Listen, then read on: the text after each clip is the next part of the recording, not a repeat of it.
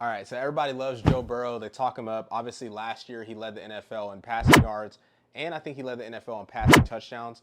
He's a great quarterback, but I'm going to tell you why I think he is not elite. We're going to start it off with just ranking my top five. So if I had to rank my top five, it would be Patrick Mahomes, Lamar Jackson, Josh Allen, Jalen Hurts, and then Joe Burrow.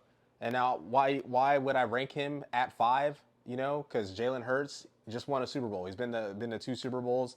Obviously, his stats might not be as good as Joe Burrow's. He doesn't play on a super team, but I got to count accolades here, and accolades is why I'm talking about Joe Burrow. Joe Burrow's been hurt a lot in his career. He's been in the NFL for 6 or 7 seasons, and he already has two comeback players of the year. That shows you he gets hurt a lot. That shows you he can't be relied on. Now, that might not be his fault. The Bengals have one of the worst offensive lines in the NFL, and they also have a terrible front office in the NFL, but that's something that has to be counted for. His best accolades are that and Pro Bowls. You got Lamar, who has won 2 MVPs, should really have 3 MVPs. He's also in the same division as Joe Burrow, and he gets to the playoffs more consistently. You have Patrick Mahomes, it's self-explanatory, 3 Super Bowls, multiple MVPs. I mean, our generation or this newer generation's GOAT, right?